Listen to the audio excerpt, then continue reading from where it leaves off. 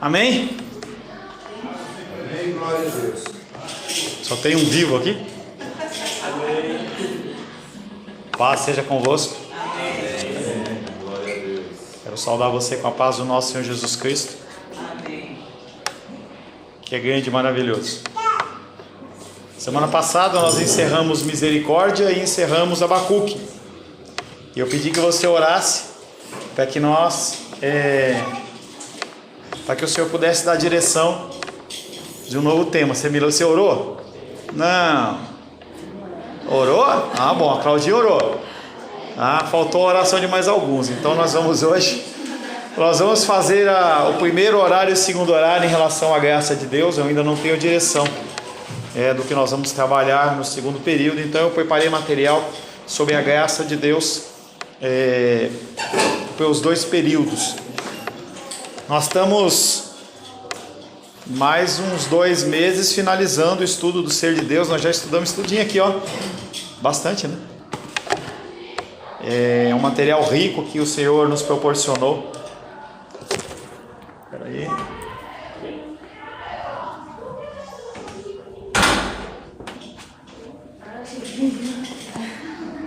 Tem que ficar ligado, hein? O material rico que o Senhor tem nos proporcionado, em que o Senhor ele nos capacita a sermos melhores cristãos. O objetivo é esse, tá? O objetivo não é você ter riquezas, o objetivo não é você ser pop nem famoso, mas o objetivo é que quando você estiver perante o Senhor olha para você nos olhos e Ele fala: Vinde bendito do meu Pai. Isso aí. Essa é a frase, entendeu? Mais importante. Agora, se você entrar na sala do trono, é claro que não tem isso. Pastor, onde está a base bíblica disso? Não tem. Se você entrar na sala do trono e você vê uma válvula de descarga hídrica assim do lado, se procura onde segurar aí, porque não vai dar não. Ixi. Vai ser doído. Bom, Vai chegar nem na sala do trono. No juízo. O julgamento do grande trono branco. Qualquer dia a gente refaz o estudo de Apocalipse. Eu tenho outro estudo que eu tenho desejo de refazer com vocês, especial porque nós temos muitas pessoas novas, que é sobre o Sermão do Monte. Estou orando ainda. Então, provavelmente pode ser que eu volte ao Sermão do Monte. É sempre importante a gente estar retomando esse estudo. Mas hoje nós vamos falar sobre a graça de Deus. Quem quer graça? Aí o Silvio Santos faz o aviãozinho e joga. Não é assim não. É uma outra graça. Não é uma graça que veio porque as pessoas fizeram uma propaganda e pagaram a Jequiti ou qualquer coisa disso, não. É graça porque o sangue do Cordeiro, o Senhor, Ele morreu por mim e morreu por você. É algo muito sério. É algo que às vezes a gente não dá tanto valor, mas é algo muito importante, que define a nossa estadia eternamente. Aonde você vai ficar? É a graça que define, não é a misericórdia, não é o amor, é a graça. É a graça que diz: dos reis está aprovada, não está aprovada, vai ou fica. É assim que o Senhor ele vai trabalhar. A graça de Deus. Deus ele é bondoso, amém? Aleluia. O Senhor é bom. O Senhor é bom, o Senhor é misericordioso. E Ele revela a sua bondade através da graça. Ele não simplesmente manifesta um desejo, que nem nós oramos por Moçambique. E aí você vai ter a oportunidade, pode deixar que ela vai ligar o ventilador, esquenta a cabeça, tá? O povo fica olhando assim como se fosse uma grande orquestra, né? Alguém aí, pronto. Tá? Nós vamos acalmando, nós estamos meio agitados nessa manhã, entendeu? Diferente de mim e de você, o Senhor ele manifesta aquilo que Ele deseja. Então eu falei de Moçambique. Vai haver um momento em que eu vou colocar os dados lá bancários para que você faça o depósito ou que você traga a sua oferta para que a gente faça uma depósito via igreja, não tem diferença, tá? E aí você vai ser ou compadecente com a situação, você vai ser benigno, ou você vai ser bondoso, que é a ação. O Senhor ele não só olha para o meu estado de miséria, pelo seu estado de miséria, mas Ele age em relação a isso. Por isso que ele revela a sua graça. Essa perfeição do caráter divino que possui um caráter salvador, graça tem a ver com salvação. Misericórdia tem a ver com lutas, dificuldades, problemas, suas dores, sua falta de recursos. O Senhor, ele concede misericórdia, mas quando se fala de salvação, ele está falando de graça. Essa perfeição do caráter divino que possui um caráter salvador é exercitado somente em relação a quem? Misericórdia, nós falamos sobre aqueles que são salvos, aqueles que vão ser salvos e aqueles que não vão ser salvos, inclusive natureza e criatura em geral. O Senhor executa a sua misericórdia, mas a graça, por se tratar apenas de salvação, ele está falando dos que são salvos e os que não, que os que ainda vão ser salvos. Uma pessoa que vai para o inferno, ela não tem graça. O bichinho não tem graça, a árvore não tem graça, o planeta Terra não tem graça. Tem o que? Misericórdia. Graça é sobre aqueles seres humanos em que o Senhor fala, este é salvo. Parece meio besteira, assim. Mas Se você começar com eu acho, eu jogo água em você. os animais então quando morrem, não tem esse negócio que eu já vi umas postagens, umas besteiras. Nem vou responder isso aí. Calma. Nem vou responder isso aí. Né, porque o pessoal lá já tem umas coisas, umas besteiras, que a pessoa é muito apegada ao cachorro, salva os cachorros. Tá, então os animais morrem. Mas nos céus, nos céus definitivos, vai ter animais, né?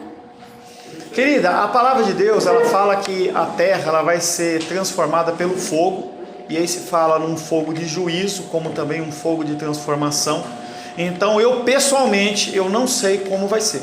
As escrituras, elas não nos revelam. A gente tem uma figura que os testemunhos de Jeová fazem, entendeu? Em que mostra se tem uma série de falas, mas eu não tenho algo que eu vinha dizer para você. Quando se fala no fim do mundo, no Apocalipse, nós vamos não ficar no céu voando com asinhas, entendeu? Segundo o conceito reformado, isso é um tema complexo que eu nem vou entrar nisso, tá? Nós vamos descer, guerrear, e aí nós vamos tomar posse de um reino aqui na terra, algo do tipo. Nós vamos ser líderes, chefes de regiões, de locais, cristãos vão ser. E aí vai ter um novo governo aqui na terra. Como vai ser isso? Não tenho a mínima ideia. Não tenho a mínima ideia.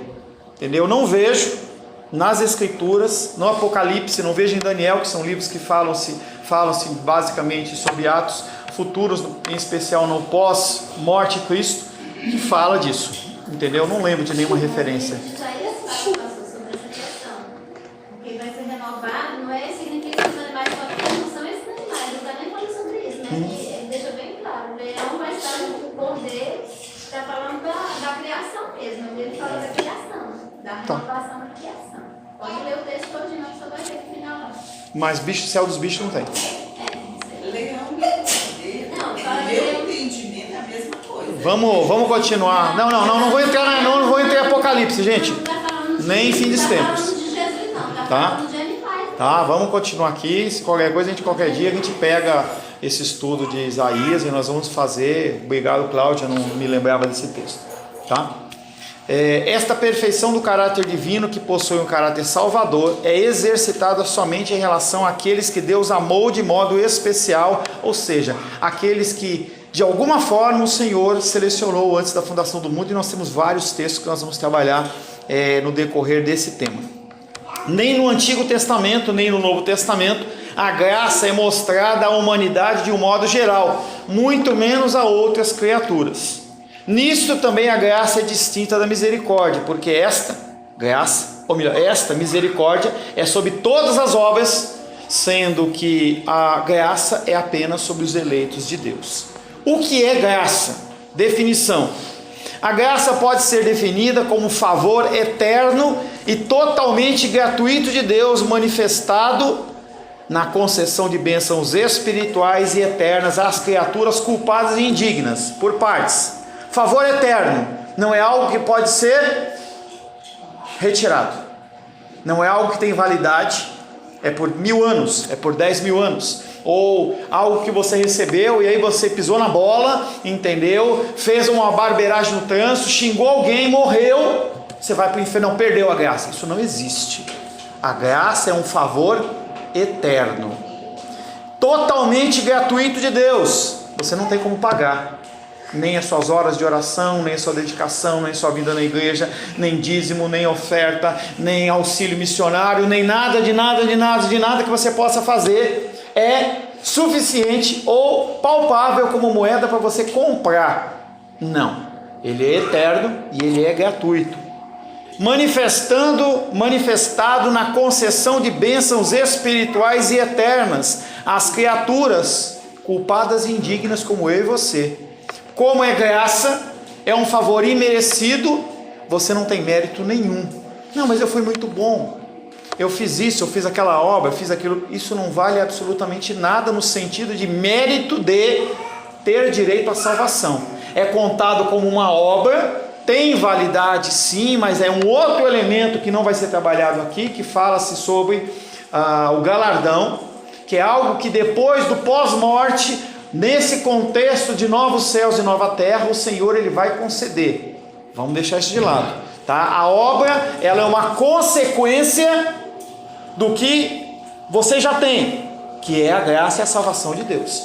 Porque eu sou salvo, eu ajo em prol das pessoas porque é uma coisa natural.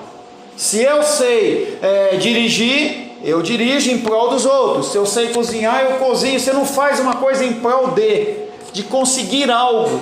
A graça é um favor imerecido, mas por você ter ela, você consegue fazer coisas. Você é induzido a agir de uma maneira diferente. A graça é a concessão de favores a quem não tem mérito próprio e pelos quais não se exige compensação alguma. E aí eu estava trabalhando esses dias com uma pessoa, acho que foi ontem, ou na sexta, não sei, a respeito do dízimo e oferta, e quando você faz uma inversão da coisa, em que como eu entrego, aí eu sou obrigado, Deus é obrigado a me abençoar, Deus não é obrigado a fazer nada por você. Você tem que entender o contexto que está sendo falado ali, de Malaquias, que é um contexto de construção de templo pós cativeiro babilônico. Não tem nada a ver com uma troca. Eu faço, Deus não é obrigado a me dar. Eu te dou e você me dá 100. Deus não tem obrigação dessa contrapartida. Ele o faz quando Ele quer, de maneira graciosa. Não tem como nós forçarmos Deus a fazer nada. Eu vou fazer uma campanha de 7 semanas que eu vou forçar Deus a fazer isso.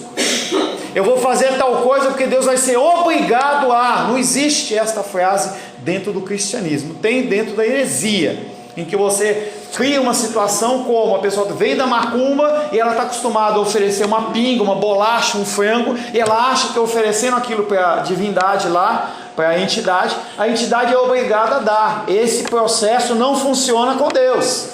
Isso funciona na adoração pagã e não na adoração cristã. Não somente a graça é dada àqueles que não têm mérito próprio, como é dada aos que merecem condenação. Isso é a beleza da graça. Ele concede a graça àquele que está condenado, merece a condenação. Se for puxar sua ficha corrida, do dia do seu nascimento até o dia da sua morte, até o dia do juízo, vai ser aquela folha enorme. E o Senhor vai falar assim: isso está pago. Não é porque você está limpo. As pessoas acham que a igreja é um local de pessoas que são puras, lindas, maravilhosas, que não pecam, não mentem. Engano. As pessoas se decepcionam com a igreja porque acham que vão entrar aqui e vão achar que estão pessoas que estão prestes a bater asas e voar como se fossem anjos, mas não são. Nós somos pessoas pecadoras, com um íntimo nosso mais desprezível possível, só que sob a nossa vida ao sangue do Cordeiro. Ponto. Essa graça do Senhor, ela faz com que nós tenhamos um aval, uma assinatura, uma permissão de estarmos na presença de Deus. Se o sangue do Senhor se afasta, já era. Você vê a situação de Saul e Davi. Saul, quando o Espírito do Senhor se afasta dele, ele começa a ficar até atitudes malucas, loucas. Orações de Davi, orações de Moisés: não afasta de mim o teu Espírito. É a oração que o irmão Cláudio fala: não me lances fora da tua presença. É o que Moisés fala depois da cena da idolatria. Senhor, se o Senhor não for conosco, não nos faça subir desse lugar. Como é que a gente vai saber que a gente é abençoado se o Senhor não está conosco mesmo nos corrigindo? Edilene? Pastor, o senhor falando aí, me ocorreu uma questão. Algumas crianças já nascem mortas, né? E então, como fica, no caso, a graça sobre essas crianças, ou morre um dia? Qual a diferença de uma criança para a Edilene e para o irmão Cláudio? Diferença de renascida, 50 anos ou 80 anos? Segundo o princípio da eleição? Nenhum. Nada.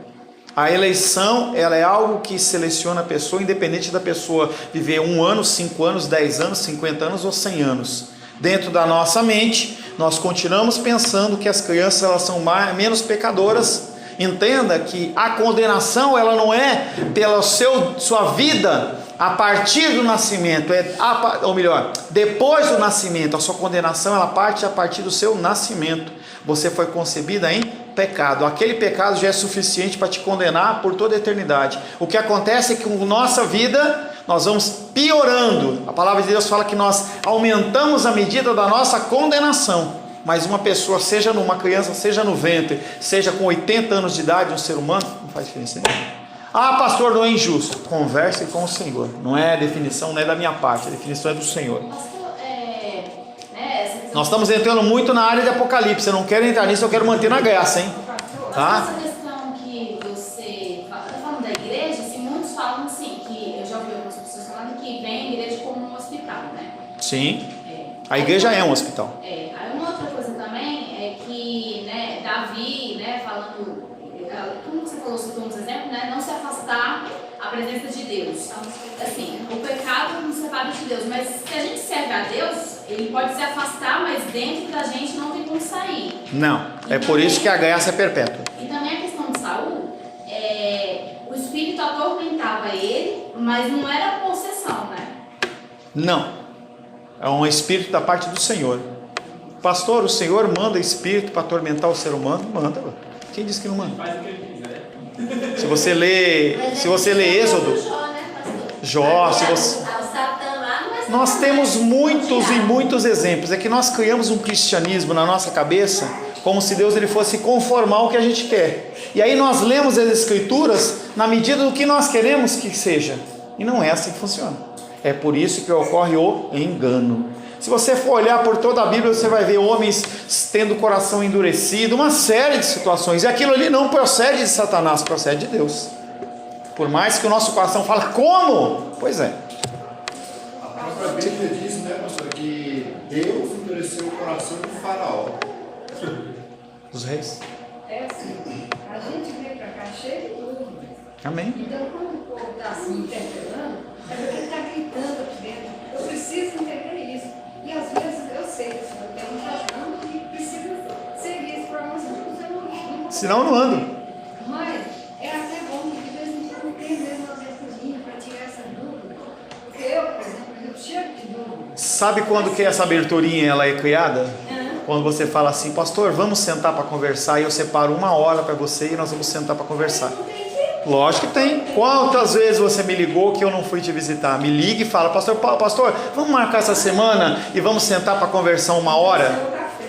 Não estou não, querida. Entenda que a minha função como pastor é essa. Eu posso não atender a pessoa no momento, mas a gente acha uma forma. Tá? Menise, ela queria falar, pastor, vamos vir aqui, eu venho com ela aqui mais cedo, na quarta-feira à noite, a gente dá um jeito. A minha função é essa, dentro do que eu puder te ajudar. Como no começo, eu estava falando dos animais, tal, esqueci, a Cláudia lembrou, eu não sou Superman, entendeu que eu sei tudo. Que lá fala sobre a criação de novos céus e nova terra, não tem o leão e o cordeiro lá, tá falando de hoje animais mesmo. Só que dentro da nossa dominical, a gente tem que seguir o programa. Tá? Porque se nós temos aqui um âmbito de 20 pessoas, tem uma dúvida que é fora do contexto, ela tem que procurar depois, ou no intervalo ou depois. Porque senão as outras 19 que estão querendo ouvir sobre a graça de Deus, elas não ouvem. Por quê? Eu estou tratando de um outro assunto que não é o tema proposto. Tá? Não, assim. Tá? Por ela ser imerecida, ninguém pode reivindicá-la como direito. Meu pai é crente, minha mãe é crente, e eu sou crente porque eu tenho direito. Eu fui batizado, eu tenho direito. Você não tem direito a absolutamente nada.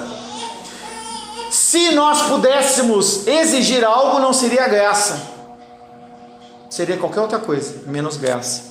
Graça e mérito, graça e direito, elas são excludentes. Não tem como ter uma coisa junto com a outra. Se você você tem mérito em alguma coisa, não é graça.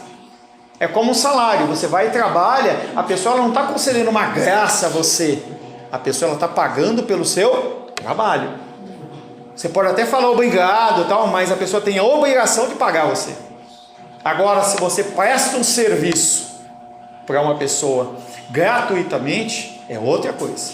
Então, quando a irmã fala, poxa, a gente tem um monte da minha obrigação, como uma pessoa que é mantida pela igreja, é o quê? Ter disponibilidade, se não no dia, em alguma forma, entendeu? Não posso estar em todos os lugares, nem sempre. Como, por exemplo, ontem até me expliquei para Claudinha, gostaria de estar lá. A roupa passou mal, tem estado mal, a titia está mal, então eu falei para ela, Claudinha, não posso estar. Na outra vez eu estava. Então a gente faz o quê? Dentro do possível, mas é minha obrigação. Eu não faço para vocês de graça isso.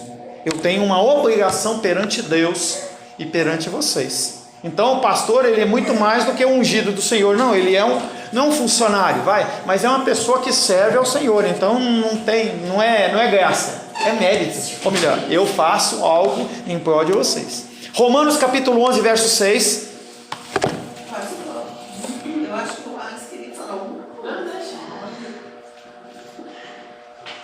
Romanos 11, 6. Pega uma Bíblia para mim, Rayane. Só para mim não sair do foco aqui. Tem? Não, deixa, eu pego aqui.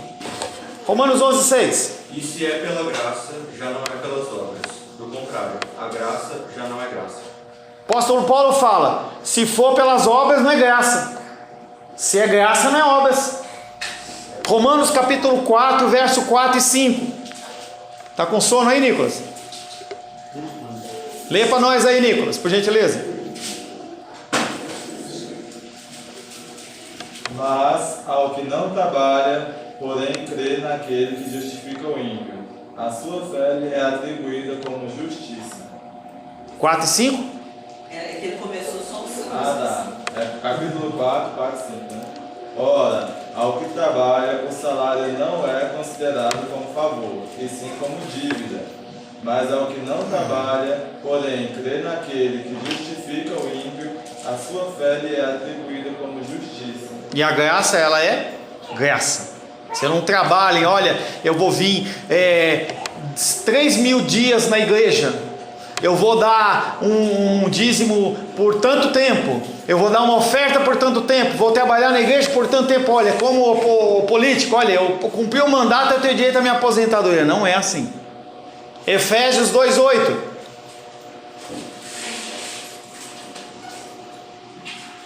Efésios capítulo 2, verso 8. Como é que é a musiquinha aí? Gálatas, Efésios 2:8. Porque pela graça sois salvos, mediante a fé, e isto não vem de nós, é dom de Deus. Por que o apóstolo Paulo fala tanto disso? Porque o povo é cabeça dura.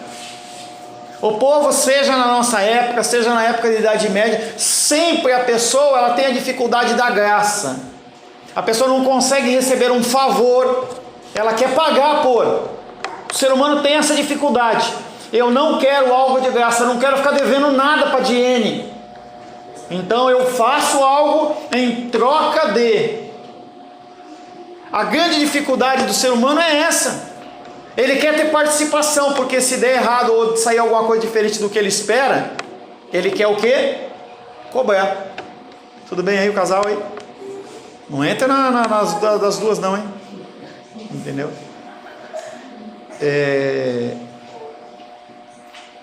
Graça e mérito. Perdi. Se eu pudesse, não seria graça e mérito são excludentes. O apóstolo Paulo, ele bate tanto nessa tecla, porque nós como seres humanos, nós achamos que nós temos que fazer algo em troca, tá? Características da graça: como nós já vemos a característica do amor, como vimos as características da misericórdia, a graça também tem características. Uma delas nós já falamos que ela é eterna. Eterna há quanto tempo, pastor? Enquanto Deus existir, enquanto o ser humano existir, a graça ela é eterna. Pastor, quantos anos nós vamos viver? Não sei se a gente vai viver uma eternidade, se é 2, se a nossa validade daqui a 5 eternidades vai acabar, se Deus volta a ser o contexto da Santíssima Trindade daqui a 10 eternidades, não sei. Mas enquanto nós existirmos como filhos e filhas de Deus, a graça de Deus é sobre a nossa vida. Eternidade é quantitativa. Não dá para medir, entendeu? Não, eu estou fazendo uma analogia, porque quando nós falamos em anos. Então, imagina algo que não pode ser medido 5 vezes, entendeu? Não é medido, não dá para ser medido, porque o Senhor ele não tem altura, profundidade, largura, não tem como você medir, nem o tamanho dos seus benefícios. Mas a graça do Senhor ela é eterna, tá? Se você é cristão, você é sempre cristão. Não se perde a graça, porque a graça não provém de você, provém de Deus. Pastor, então eu vou, a pergunta padrão das pessoas que ouvem isso. Pastor, então quer dizer que eu vou sair aqui e vou roubar, vou matar, adulterar e faço o que eu quero, porque uma vez salvo, sempre salvo? Eu respondo para a pessoa o seguinte: se você tem esse tipo de raciocínio, você não é salvo, você vai para o inferno. É bom você fazer mesmo, porque a pessoa que tem esse tipo de pensamento não tem o Espírito Santo dentro dela. Ela pode vir até a cometer esse monte de coisa. Ontem estava vendo um filme com a Rosana, chamou O Pianista. Se você quer colocar a sua vida no eixo, pra você entender que você não vive desgraça nenhuma, vê um filme como aquele. Nossa, que coisa deprimente, o tratar das pessoas, dos nazistas contra o povo judeu em especial, é um negócio deprimente, entendeu? Nem entrou em campo de concentração, uma coisa violenta e agressiva. Eram animais cuidando de pessoas, animais, era o ser humano na pior essência do ser humano naquela situação. Uma pessoa como aquela pode ser salva? Pode. Se em algum momento da vida de Hitler, é incrível a gente pensar numa situação como essa, mas se antes de Hitler morrer, antes dele fechar os olhos, ele teve uma visão de Jesus Cristo, alguma coisa dessa forma, e ele se arrependeu, ele vai para o céu, vai ser salvo, e você que viveu uma vida mediana aqui, você vai para o inferno, porque você não tem a graça do Senhor sobre a sua vida. Pastor, não é justo. Fala com o dono da obra. A graça vai estar, assim, a graça vai estar presente no céu, assim, né? O que é graça? Salvação. Então a graça, a partir do momento em que ela é concedida, não é que ela permanece, ela já está em você, e você não vai precisar mais do fator salvação, você já é salvo. Aí chega lá no céu, dá de cara com rico. Poxa vida! Entrei no lugar errado. Entendeu? Você não vai fazer isso, sabe por quê?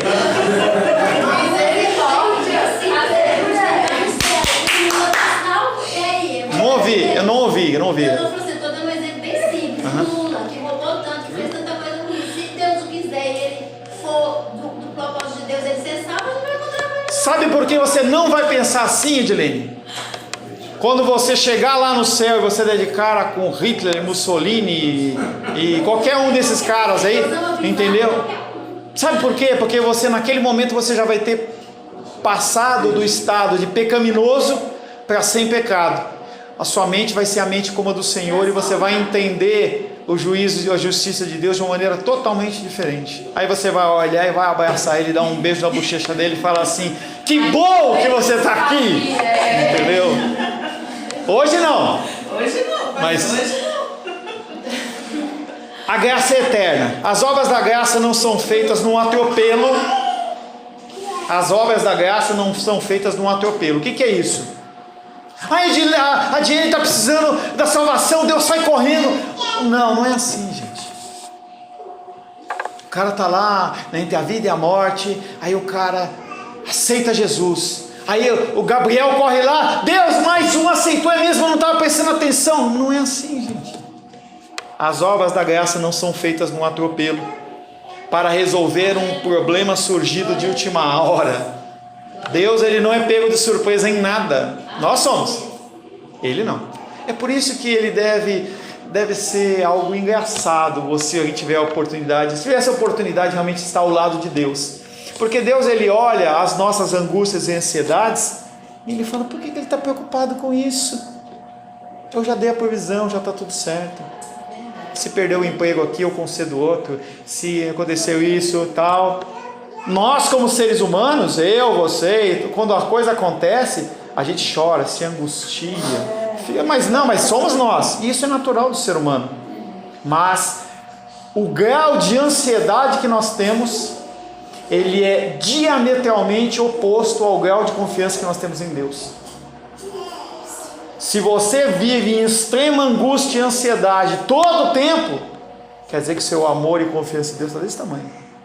Quando você vê a vida de apóstolos, você vê a vida de discípulos e mártires ao longo da história, você vai ver que pessoas como essas, elas começaram a confiar mais em Deus do que nas situações do homem. Mandei uma música no grupo da igreja esses dias aí, ou alguma coisa sobre os mártires da igreja.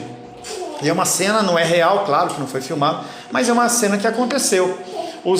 Mostra o Coliseu Romano, os romanos tudo lá, tal. Os caras entram com soldados, colocando homem, mulher, criança, idoso, jovem e tal. E aí as pessoas são colocadas de frente para os portões dos leões, em que os leões iam sair dali e destroçar todo mundo. Aqueles homens se ajoelham e começam a orar pelos romanos, orar por César, orar pelos leões. Sim, eu estou dizendo que não tem a filmagem, né? Então, pessoas como essa, elas estão com a confiança dela muito mais no Senhor do que nas coisas terrenas. E por que a gente se preocupa tanto com as coisas terrenas? Porque a gente não ora como deveria, a gente não lê como deveria. Tudo é mais importante. Você já acorda, pula da cama, já pensando na conta para pagar, porque eu trabalho, eu não sei o que e tal, e não para e fala assim, não, eu vou colocar aos pés do Senhor. Por que você não faz isso? Por que eu não faço isso? Porque a gente não acredita. A gente acha que a força do nosso braço, ela é muito mais forte, e nós temos que sair para resolver. Deus, ele está muito mais preocupado em resolver a crise da Moçambique do que a dificuldade da minha dor, da minha enfermidade. Isso não é verdade. Deus, ele é multitarefas, e ele age de uma forma plena. As obras da graça de Deus foram idealizadas antes de serem manifestadas aos homens. Elas foram propostas antes de serem comunicadas a eles. 4 textos.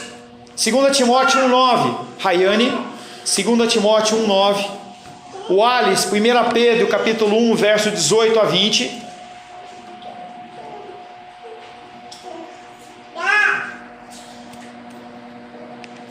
Gabriel, Apocalipse 13:8, Gabriel Sampaio. Se vira, meu irmão. 1 Pedro, capítulo 1, verso 18 a 20. O que eu falo para uma pessoa saudável que não trouxe a Bíblia? Se vira. Apocalipse 13:8. Gabriel Leal, Apocalipse 19:17-8. 2 Timóteo, capítulo 1, verso 9. Salvou e nos chamou com santa vocação, não segundo as nossas obras, mas conforme a sua própria determinação e graça que nos foi dada em Cristo Jesus, antes dos tempos eternos. Quando que você recebeu a graça de Deus? Antes dos tempos eternos. Antes que o mundo existisse, antes que eu viesse o planeta Terra, antes que eu viesse tudo, o Senhor já falou assim: não é Pokémon, né? Eu escolho você. 1 Pedro 1, 18 a 20. Sabendo que não foi mediante coisas corruptíveis, como prata ou ouro, que fostes resgatados de vosso sutil procedimento que vossos pais vos legaram. Deixaram. Mas pelo precioso sangue como do Cordeiro, sem defeito e sem mácula, o sangue de Cristo. Continua. Com efeito? Tem o 20. Conhecido com efeito antes da fundação do mundo, porém manifestado no fim dos tempos, por amor de vós. Tá? Então, a morte de Cristo ele chama de fim dos tempos. Então, ele manifesta na morte de Cristo, mas foi determinado, ó, lá atrás. Apocalipse 13:8. Isso eu? Quem é você? Eu achei que Pedro era meu. Apocalipse 13:8. Apocalipse 17:8. Vai lá.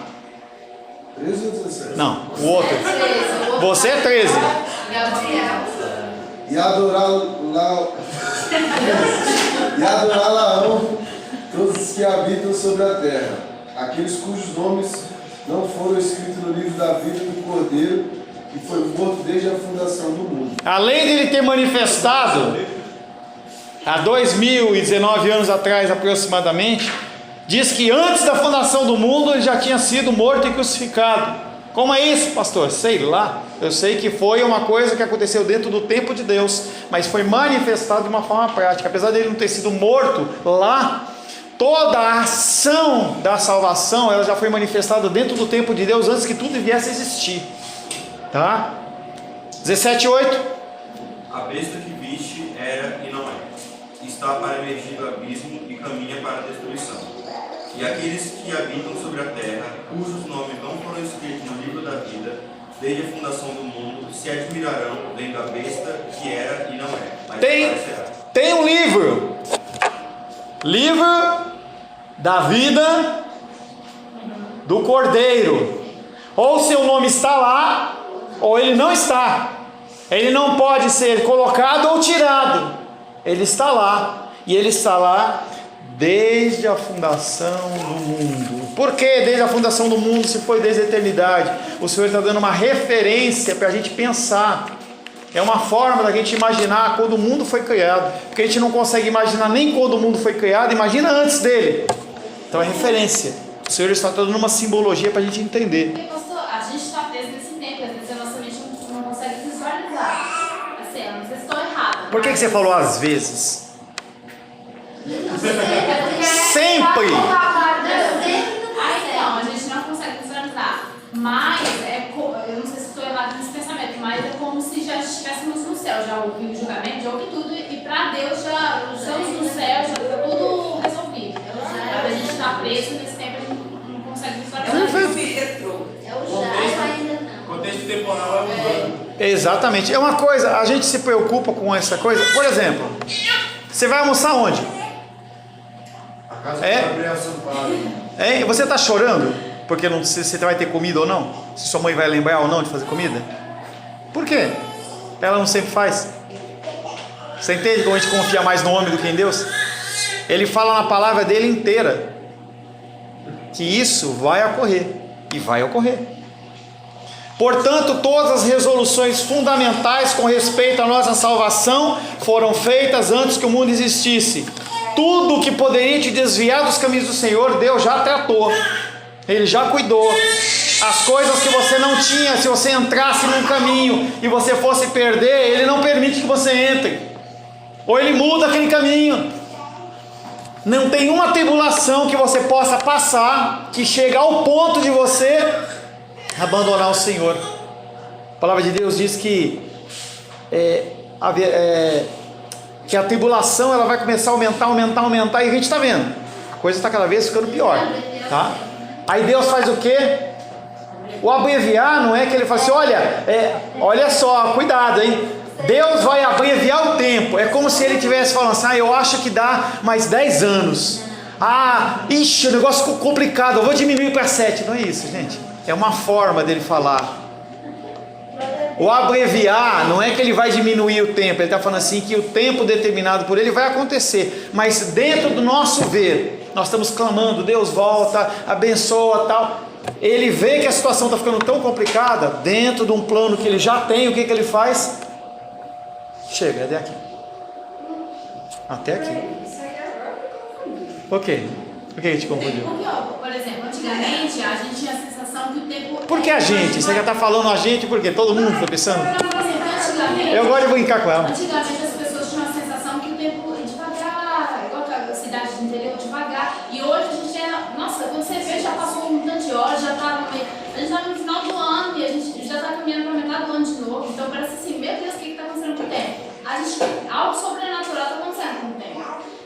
também. Não parece que é do mesmo jeito que antigamente. É 24 horas do mesmo jeito, mas parece... Aí eu não tenho uma posição bíblica para te dar, para mim é a mesma coisa. pra mim é O que acontece é que nós temos hoje uma notícia que antes demorava 6 meses para chegar num lugar. Você decidia fazer uma viagem de um país para outro, você demorava 3 meses, como o apóstolo Paulo ia. Se você fosse daqui para a Europa ou daqui para qualquer país, você demorava 6 meses no mar. Hoje, quero voar, quero falar, liga lá, você tem dinheiro, cartão de crédito, você vai, manda mensagem, vai. A mensagem que acabou de acontecer lá, você tem. A impressão, para mim, a impressão nós temos acesso tão rápido que parece que é rápido, mas a situação é a mesma. Nós não vivemos com calma, nós não nos exercitamos, nós não vamos lá, eu vou plantar, eu vou lá, semeio uma sementinha lá de milho, aí eu tenho que arar a terra, preparar, irrigar, vai crescendo, vem o bichinho, aí coloca lá uma camisinha lá para proteger, um negocinho, entendeu? Vai lá, bate um veneninho lá, entendeu? Aí vai pegar a espiguinha manualmente, você vai debulhar na mão. O que é agora? A máquina passa. Ontem eu estava vendo uma reportagem dos índios lá no Mato Grosso plantando soja. Passa aquela colheitadeira que ela já planta, ela já colhe, ela já faz tudo, entendeu? Já sai do outro lado a pamonha pronta, entendeu? A pipoca. Você vai querer fazer uma pipoca, você tinha que acender o fogo, ir lá cortar a lenha, tudo demora. O que é agora? Pega o pacote da Ioca, aquela pipoca toda rançosa, que você fica com aquela manteiga no céu da boca, horrível aquilo. Aí você coloca no micro-ondas, 2 minutos, pega, queimou, que você não queimou, joga fora, come. É muito fácil. Professor. Não ligo, pode falar. É porque também, de acordo com o que vai crescendo, vai evoluindo, a gente tem mais compromissos e parece o tempo ser menor. Porque quando você é criança, seu tempo é rápido, mas quando você cresce, já tem um compromisso da escola, depois você vai ter um trabalho, vai ter uma família, e cada vez seu tempo vai ficando mais curto, você tem a impressão de estar passando mais. Isso também. Entenda que o lidar com o tempo também tem aspecto em relação a isso. Como que você lida com o seu tempo? Você tem um tempo para meditar, para orar, para sair. Aquela figura que às vezes eu falo de você colocar aquela cadeira. Eu ia na casa da minha avó, aquelas cadeiras com aquelas linhazinhas lá aquelas cordinhas coloridas, entendeu? Colocava aquela de cordinha azul, laranja, sentava na porta e você olha. Não, você não tem que correr para ver a televisão porque é o programa. Tudo isso dá a impressão que é mais rápido. O problema é que nós estamos com 100 coisas para fazer dentro de um tempo que dá só para fazer 20. E o que acontece? Não dá tempo, correria. Amém, queridos? Amém. Ufa. Olha no tempo.